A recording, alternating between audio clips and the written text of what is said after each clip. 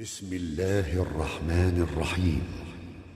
ألم تر كيف فعل ربك بأصحاب الفيل ألم يجعل كيدهم في تضليل وأرسل عليهم طيرا أبابيل ترميهم بحجارة من سجيل فجعلهم كعصف مأكول.